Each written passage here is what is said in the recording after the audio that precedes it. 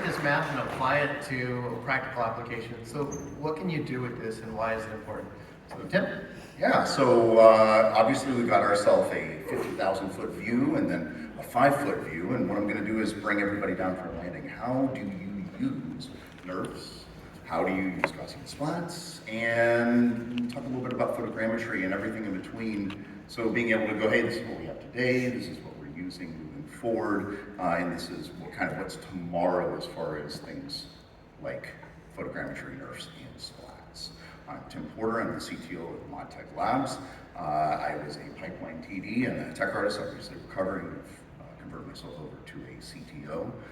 Worked in AAA, VR, AR, everything between, from Full Sail, and we're part of the NVIDIA Inception program, Intel Launchpad, and of course part of the EDN, so Autodesk Developer Network. So kind of play across all of those different worlds. So what's the deal?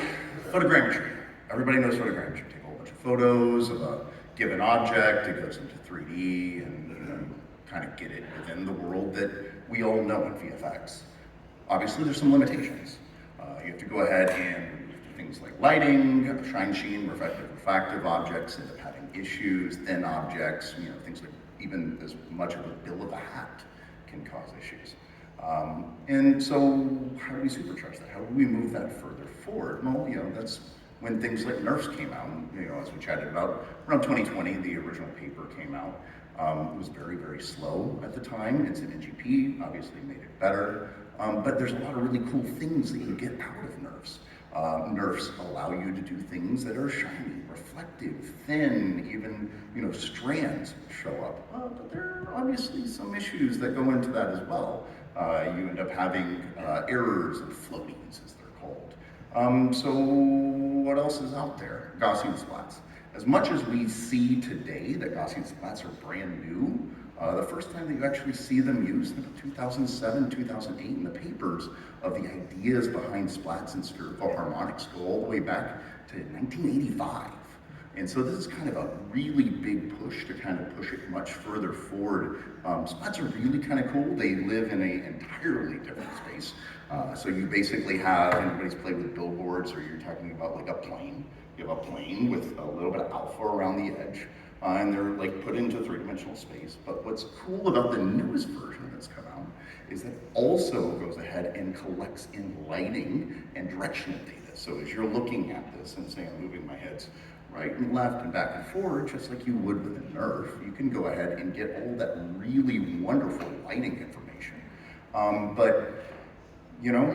Let's go in and see actually how they've been used, and here's some of the productions that we've actually utilized them in. So, typical photogrammetry, this is from Vertigo. And so Vertigo, if anybody came by our booth, you can see we actually showcase some of our optimization technology that was used on this production. And so Vertigo Pictures went ahead and used standard photogrammetry because it fits really nicely within the current pipeline. They need to be able to quickly be able to switch out different physical assets that they were picking up. There's a lot of interaction that was in it. And of course, photogrammetry has a really well-known process in pipeline. We've been doing photogrammetry professionally as an industry for a very, very long time. And this is kind of your traditional that's in there. And of course, an asset like that, where you're talking about a skull, then that gets changed and utilized. It's a really typical use case that you do. And this is, our everyday kind of situation. If you want to go ahead and bring something in and you don't want to model it, photogrammetry, that's your regular. Okay, so this is a project with Mountain House Media. So Mountain House Media, they had a very interesting project. They're actually up there in Rochester. They were trying to do some scans at RIT. So RIT, if anybody's been there, or if you haven't, they have these really like most industrial places, long hallways, shiny floors, and then they end up having, obviously where a situation like doing photogrammetry is going to be a really difficult situation because you end up getting reflectivity and things like that.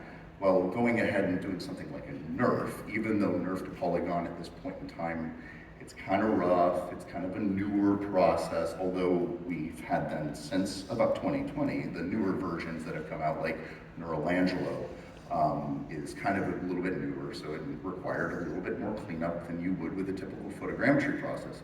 You still get a lot of the really big positives that you would kind of go ahead and expect that you get from a NeRF, like being able to go ahead and capture surfaces in areas that just would not have been captured typically with your photogrammetry pipeline. Here's another one. This one's a really fun one. We actually did, it was called Project Chimera with Fairless Productions. And what we did was NeRFs over time. NeRFs that got eventually converted over to polygons. It was used in Unreal and a music video.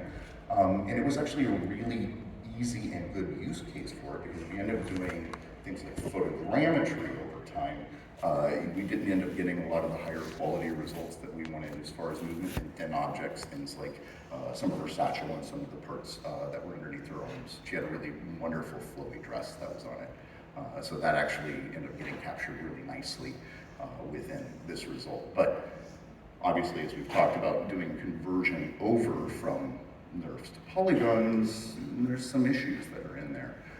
And so this one was also aided by the fact that it was kind of a techno vibe. So the shaders that we were able to go ahead and get away with allowed us to go ahead and do something like that. We ended up working to make sure that it was very optimized results. So once again, doing that conversion, kind of like photogrammetry, obviously you have the positives that we talked about where you can get these really thin and really nice flowy objects that are a little bit more difficult to do in typical volumetric capture videogrammetry.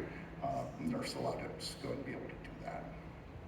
Next one we're talking about is a project with Optic Sky. So Optic Sky has up in Rochester, they have where they were doing a whole bunch of captures, which is one of these state parks. And then one of the things that kind of happened is they didn't actually capture everything that they needed. All of their crew went back to Belay. So what do? We flew a drone overhead, and then we also did terrestrial like you would do with a typical photogrammetry setup. And then we were able to go ahead and create a Gaussian splat that filled in most of the background like you would do with your 2.5D plates. It was very quick because nobody ended up having to do the segmentation or deal with any of the parts and pieces, and those were the assets that were in the background. And then we ended up bringing in some more mid-ground and foreground assets that we converted over to NeRFs. And then those were converted over to 3D assets so that you could go ahead and do interactions like creating shadows and real life interactions that you would expect as a person's walking forward, in front of, behind, and through different objects that you need while you're within a virtual production environment. So use cases, obviously we've talked about VFX to death. It can be put in with a traditional VFX pipeline. Most renderers can actually handle NeRFs now, and then of course in GP, they're just plugins. So they kind of fit in there, and there are a whole bunch of different plugins that are for different programs. If you're doing real-time production, like you would do with virtual production, there are a ton of other programs. If you're doing Unity, there's a really good one. Obviously, everybody really is doing Unreal here. There are a whole bunch of Unreal plugins that are already in there, both for NeRFs and for Gaussian Splats. Obviously, once again, a whole bunch of limitations. These are kind of one of those things that you have to be very careful about when and where and how you're going to use it. And then of course, plates. Plates are a really good use case for this. If you're gonna do Gaussian Splats, they can really kind of fill in that background very easily. And then you can go ahead and just have all of that depth segmentation handled for you. You don't really have to worry about how that parallax works. It kind of handles a lot of that for you. Location scouting. Phenomenal use case. This scanning style process is actually super easy. My 7-year-old is more than happy to go ahead and create Gaussian splats very quickly, so you can just run around and take a video and then boom, it can be converted into something. And you don't have to worry about the traditional things that you would with a photogrammetry environment. You're like, oh, look, there's a shiny TV. I mean, I'm looking at 9 bazillion things that right in this room would kill a photogrammetry scan. But the Gaussian splats and even going towards a NeRF are very easy to go ahead and say, oh yeah, those aren't going to be a problem. They'll actually recreate the things that you would expect that the environment would have in it. Shine, sheen, reflective, thin objects that you wouldn't typically see in those kind of scans. And of course, collaboration. If I want to go ahead and say, hey, look, I got this cool left turn here that's in front of me, being able to showcase what this left turn looks like is actually very difficult. You have all of the shininess and you have all these different pieces. But I can quickly just whip out my phone, take a bunch of photos, send it up, have it optimized, send it out, and then people can take a look at it and really quickly kind of get an idea of going, hey, this is what we're talking about. I'm not talking about apples and oranges anymore.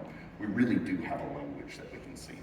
One last thing, and this is, as we started this, is AI going to kill us all?